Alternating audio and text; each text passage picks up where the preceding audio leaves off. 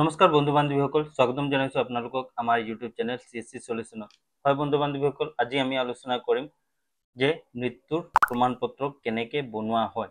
ঠিক আছে, death certificate কেনেকৈ বনোৱা হয়। যদি 21 দিন পাৰ হৈ গৈছে, তাৰপিছত আমি যিহেতুকে বাৰ্থ চাৰ্টিফিকেট এপ্লাই কৰাৰ সময়ত যেনেকৈ পলমকৈ বাৰ্থ চাৰ্টিফিকেটৰ বাবে ডিলে বাৰ্থ ৰেজিষ্ট্ৰেশ্যন এপ্লাই কৰোঁ, ঠিক সেইদৰে মৃত্যু পঞ্জীয়ন অনুমতিৰ বাবে আমি আবেদন কৰিম যদিহে আপোনালোকৰ 21 দিনৰ বেছি হৈছে মৃত্যু হোৱা ব্যক্তিজনৰ। ঠিক আছে, সো তাৰ বাবে আমি কি ডকুমেণ্টছ ক'ত কেনেকৈ আপলোড কৰিম গোটেইখিনি ডিটেইলছ আজি মই দিওঁ, আৰু মই আজি লাইভ এপ্লাই কৰি দেখুৱাম। এখন ফৰ্ম মই লৈ ৰাখিছোঁ আৰু এইখন মই এপ্লাই কৰা নাই, এতিয়া ৰাতি আপোনালোকৰ বাবে ভিডিঅ' বনাই আছোঁ, গতিকে লাইভ এপ্লাই কৰিম আৰু কিমান দিন লাগে এপ্ৰুভ হ'বলৈ সেইটো মই আপোনালোকক নেক্সট আমাৰ যদি ভিডিঅ' আহে তেতিয়া মই আপোনালোকক দেখুৱাম। ঠিক আছে, এপ্ৰুভ হয় নে ৰিভাৰ্ট বেক আহে নে কি হয় গোটেইখিনি মই আপোনালোকক দেখুৱাম, কাৰণ মই আজি এখন লাইভ এপ্লাই কৰিম। চ' ডিটেইলছখিনি ধুনীয়াকৈ ফিল কৰিম। ভিডিঅ'টো অকণ দীঘলীয়া হৈ যাব পাৰে, আপোনালোকৰ কুৱেশ্যনছ কিছুমান থাকিব পাৰে। যদি কুৱেশ্যনছ থাকে আপোনালোকে মোক ইনষ্টাগ্ৰামত মেছেজ কৰিব আৰু লগতে আমাৰ এই চেনেলটো ছাবস্ক্ৰাইব কৰি অল নটিফিকেশ্যন অন কৰি ল'ব, যাতে এনেকুৱা ধৰণৰ ইনফৰ্মেটিভ ভিডিঅ' আপোনালোকে পাই থাকে। ঠিক আছে গাইজ, চ' বলক লেপটপৰ স্ক্ৰীণত মই আপোনালোকক দেখুৱাওঁ কেনেকৈ পলমকৈ হ'লেও আমি ডেথ চাৰ্টিফিকেটৰ বাবে এপ্লাই কৰিব পাৰোঁ। চ' বলক। সো এতিয়া আমি আহি গৈছোঁ আমাৰ লেপটপৰ স্ক্ৰীণত। ইয়াতে আপোনালোকে দেখিবলৈ পাইছে আমাৰ যি ই ডিষ্ট্ৰিক্ট পৰ্টেল আছে সেইটো আমি খুলি লৈছোঁ। চ' ইয়াতে আমি ইমেইল এড্ৰেছ আৰু user name the log in কৰি লওঁ। ঠিক আছে, চ' লগ ইন কৰাৰ পিছত আপোনালোকে এনেকুৱা ধৰণৰ এটা ইণ্টাৰফেচ দেখিবলৈ পাব। চ' ইয়াতে আমি চিলেক্ট কৰি লওঁ ডিলে ডেথ, বা আমি DEATH মাৰিলে আপোনালোকে দেখিবলৈ পাই আছে permission for delay death registration. ইয়াত আমি ক্লিক কৰিম। ইয়াত ক্লিক কৰাৰ পিছত গ'ত ক্লিক কৰিম। গ'ত ক্লিক কৰাৰ পিছত আকৌ আপোনালোকে অনলাইনত ক্লিক কৰিব। অনলাইনত ক্লিক কৰাৰ পিছত ছাবমিট অনলাইনত ক্লিক কৰিব। ইয়াৰ লগে লগে আপোনালোকে নতুনকৈ এখন পেজ ইয়াত দেখিবলৈ পাব। ঠিক আছে, চ' ইয়াত আপোনালোকে নিশ্চয় দেখিবলৈ পাই আছে পলম হোৱা মৃত্যু পঞ্জীয়নৰ আদেশ, permission for delay death registration. চ' ইয়াত যি লেংগুৱেজ আছে সেইটো আপোনালোকে ইংলিছ চিলেক্ট কৰি ল'ব। তাৰপিছত ইয়াত কিছুমান ডিটেইলছ আপোনালোকে ফিল কৰিবলগীয়া আছে। ঠিক আছে, যেনেকৈ আবেদনকাৰীৰ নাম, মোবাইল নাম্বাৰ, এই গোটেইখিনি ডিটেইলছ আমি ইয়াত ফিল কৰি লওঁ। ঠিক আছে, চ' এইখিনি মই অকণমান হাইড কৰি দিছোঁ। ইউটিউব গাইডলাইনছৰ বাবে মই আপোনালোকক দেখুৱাব নোৱাৰিম, কাৰণ এই গোটেইখিনি ডিটেইলছ আপোনালোকে ফিল কেনেকৈ কৰিব মই ইয়াত গাই যাম। আপোনালোকে নিশ্চয় চাই পেলাই যেতিয়া কৰিব নিজে গম পাব। ঠিক আছে, চ' ইয়াত এপ্লিকেণ্টৰ নাম আপোনালোকে ইয়াত দিব, যিজনে এপ্লাই কৰিব। ঠিক আছে, চ' আপোনালোকে ইয়াত এপ্লিকেণ্টৰ নাম দিব। মই লাইভ ফিল আপ কৰি আছোঁ, গতিকে অকণমান কেয়াৰফুলি ফিল আপ কৰি আছোঁ দেই। চ' আপোনালোকে চাই থাকিব ভিডিঅ'টো, আপোনালোকে অকণমান স্কিপ কৰিও চাব পাৰে। ঠিক আছে, আৰু যদি বুজি নাপায় আপোনালোকে কমেণ্ট কৰিব পাৰে। চ' নেক্সট আমি ইয়াত যি মোবাইল নম্বৰ আছে সেই মোবাইল নম্বৰটো ফিল কৰি লওঁ এপ্লিকেণ্টৰ। ঠিক আছে, তাৰপিছত ৰিলেশ্যনশ্বিপ উইথ ডিচিডেড, মৃতকৰ লগত সম্বন্ধ কি আছিলে। ঠিক আছে, চ' তেখেতৰ ফাদাৰ আছিলে হয়নে। চ' ফাদাৰত আমি ক্লিক কৰিম। ফাদাৰত ক্লিক কৰাৰ পিছত ইয়াত যদি আধাৰ কাৰ্ড নাম্বাৰ আছে এপ্লিকেণ্টৰ আধাৰ কাৰ্ড নাম্বাৰ দিব পাৰে, পেন কাৰ্ড নাম্বাৰ আছে যদি পেন কাৰ্ড নাম্বাৰ দিব পাৰে। ঠিক আছে, চ' ইয়াত আধাৰ কাৰ্ড আছে তেখেতৰ, গতিকে মই ইয়াত আধাৰ কাৰ্ড নাম্বাৰটো ফিল কৰি লওঁ। এতিয়া আমি নেম অফ দ্য ডিচিডেড, মৃতকৰ নাম আমি ইয়াত লিখি ল'ম। ঠিক আছে, আপোনালোকে ইয়াত লেট বুলি লিখিব নালাগে, যিহেতুকে অলৰেডি তেখেত ঢুকাইছেই, গতিকে আমি যিহেতু মৃত মানুহৰে ডেথ চাৰ্টিফিকেট উলিয়াম না, গতিকে আপোনালোকে ইয়াত লেট লিখিব নালাগে। এতিয়া আমি ইয়াত মৃতকৰ পিতৃৰ নাম লিখিম। আপোনালোকে ইয়াত কনফিউজ নহ'ব, এপ্লিকেণ্টৰ ইয়াত ফাদাৰ নেমৰ নাম সোধা নাই, আপোনালোকৰ মৃতকৰ পিতৃৰ নাম, মানে যিজন ব্যক্তি ঢুকাইছে তেখেতৰ ফাদাৰ নাম আমি ইয়াত টাইপ কৰিম।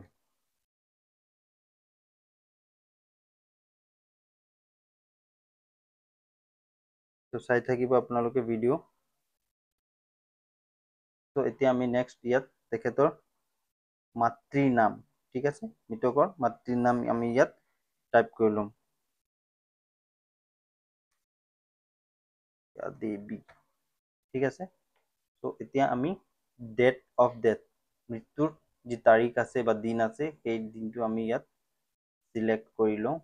ঠিক আছে, চ' ইয়াত আপোনালোকে কেয়াৰফুলি চিলেক্ট কৰিব দেই, কাৰণ এবাৰ এপ্ৰুভ হোৱাৰ পিছত আপোনালোকে পিছত প্ৰব্লেম ফেচ কৰিব পাৰে।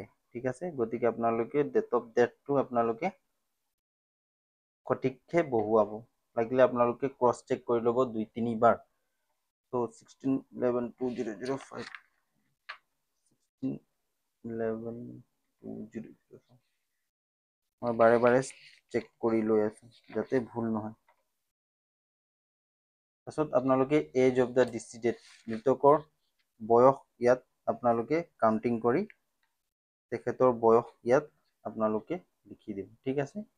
তাৰপিছত আপোনালোকে জেন্ডাৰ অফ দ্য ডিচিডেড মৃতকৰ যি জেন্ডাৰ আছে মেল হয় নে ফিমেল হয় সেইটো আপোনালোকে সিলেক্ট কৰি ল'ব। প্লেচ অফ ডেথ অফ ক'ত মৃত্যু হৈছে হস্পিটেল নে হাউচ, জেনেৰেলি নেচুৰেল ডেথ হ'লেহে চাৰ্টিফিকেট আমি নবনাও, গতিকে ঘৰতে আপোনালোকে সিলেক্ট কৰিব, ঠিক আছে। হস্পিটেল অৰ হাউচ যদি দিয়ে হাউচৰ এড্ৰেছটো আপোনালোকে ইয়াত টাইপ কৰি ল'ব।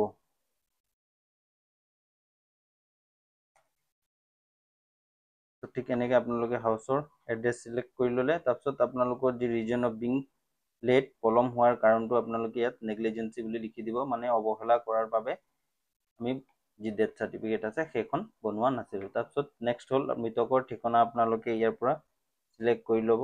যি ডিষ্ট্ৰিক্ট আছে ডিষ্ট্ৰিক্ট, সাব ডিভিজন আছে সাব ডিভিজন, ঠিক আছে।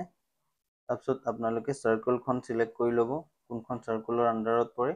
তাৰপিছত ভিলেজ এণ্ড টাউন আপোনালোকে সিলেক্ট কৰি ল'ব, আপোনালোকে টাইপ কৰি উলিয়াব পাৰে।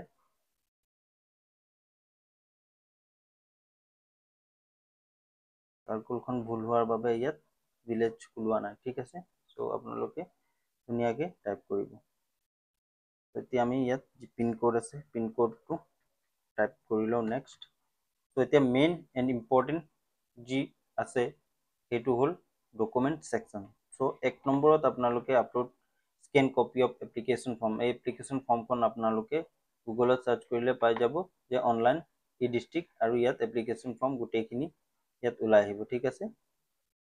ইয়াতে আপোনালোকে গোটেইখিনি caste certificate income certificate birth certificate গোটেইখিনিত ইয়াত এপ্লিকেশ্যন ফৰ্ম আছে আপোনালোকে ডাউনলোড কৰিব পাৰে, ঠিক আছে। চ' এইখিনি মই নেদেখাওঁ, এতিয়া ডকুমেণ্টছখিনি আপলোড কৰি আমি scan copy of application form এইখন আমি PDF অলৰেডি বনাই ৰাখিছোঁ, গতিকে সেই PDFখন আমি ইয়াৰ পৰা আপলোড কৰিম। ফ্ৰণ্ট এণ্ড বেক চাইড হাতেৰে ফিল আপ কৰি এনেকৈ আপলোড কৰিলোঁ, ঠিক আছে। তাৰপিছত হস্পিটেল অৰ ডক্টৰ চাৰ্টিফিকেট ৰিগাৰ্ডিং ডেথ অৰ এজ প্ৰুফ। চ' এজ প্ৰুফৰ বাবে আমি তেখেতৰ যি পুৰণি ভোটাৰ লিষ্ট আছে য'ত তেখেতৰ নাম আছে মৃতকৰ নাম আছে আৰু তাত বয়স নিশ্চয় লিখা আছে, ঠিক আছে।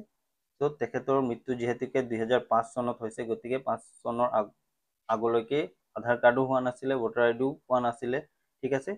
চ' এইখিনি ডকুমেণ্টছ নথকাৰ বাবে তেখেতৰ নাম থকা পুৰণি ভোটাৰ লিষ্ট আমি ইয়াত আপলোড কৰিছোঁ, ঠিক আছে।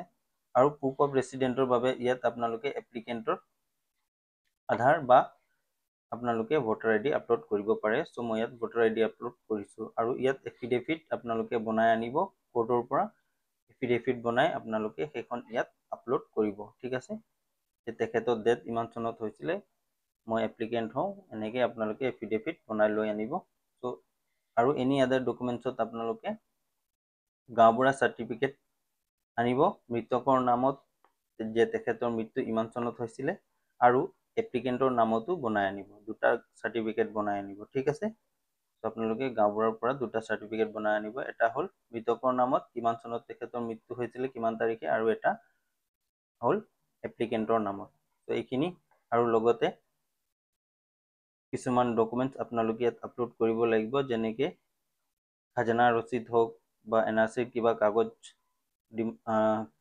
ড্ৰাফটত নাম থকা তেখেতৰ NRCত যদি নাম আছিলে তেনেহ'লে সেইখিনি আপোনালোকে PDF বনাই আপোনালোকে আপলোড কৰিব, ঠিক আছে। যিমান পাৰে নথি পত্ৰ সঠিককৈ দিলে আপোনালোকৰ যি এপ্লিকেশ্যন আছে সেইখন ৰিভাৰ্ট বেক নহয়, ঠিক আছে।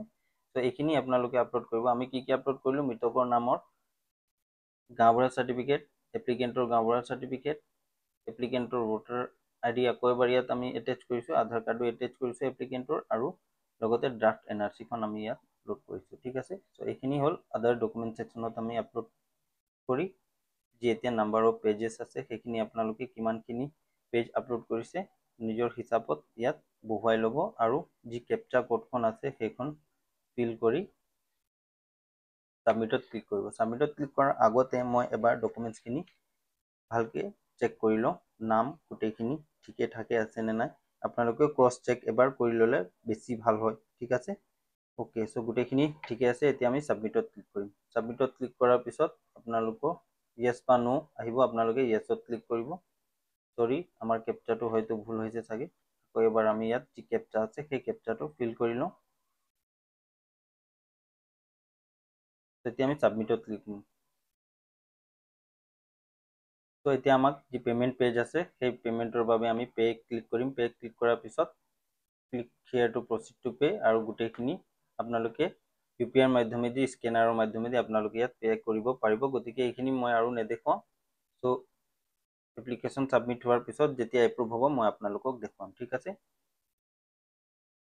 সো আশা কৰিছো এই ভিডিওৰ মাধ্যমেদি আপোনালোকে নিশ্চয় গম পালে কেনেকৈ আপোনালোকে পলমকে হলো ডেথ সাৰ্টিফিকেটৰ বাবে আবেদন কৰিব পাৰে ঠিক আছে এই যি পাৰমিশন কপি আছে সেই পাৰমিশন কপিখন ওলোৱাৰ পিছত গোটেইখিনি ডকুমেন্টস লৈ আপোনালোকৰ নিয়াৰেষ্ট পিএইচসি খনত গৈ জমা দিব আৰু তাৰ পৰাই আপোনালোকক ডেথ সাৰ্টিফিকেটখন প্ৰভাইড কৰোৱা হ'ব ঠিক আছে সো আশা কৰিছো এই ভিডিওটো আপোনালোকৰ বাবে খুবেই ইনফৰমেটিভ আছিল যদি ইনফৰমেটিভ আছিল আপোনালোকে যদি কিবা ইয়াৰ পৰা শিকিব পাৰিলে তেনেহলে এই ভিডিওটো লাইক এটা কৰি কমেন্ট কৰিব আৰু লগতে আমাৰ এই চেনেলটো সাবস্ক্ৰাইব কৰিব সাবস্ক্ৰাইব কৰি লগতে কাষতে থকা বেল আইকনটো প্ৰেছ কৰি অল নটিফিকেশন অন কৰি ল'ব আৰু কিবা যদি কোৱেশ্চনছ বা কোৱেৰি থাকে আপোনালোকে মোক ইনষ্টাগ্ৰামত ফলো কৰি মেছেজ কৰিব ঠিক আছে সো আজিৰ বাবে বিদায় মাগিছো ইমানতে আকৌ এটা ইনফৰমেটিভ ভিডিও লৈ আপোনালোকৰ ওচৰত হাজিৰ হ'ম so bye bye and take care guys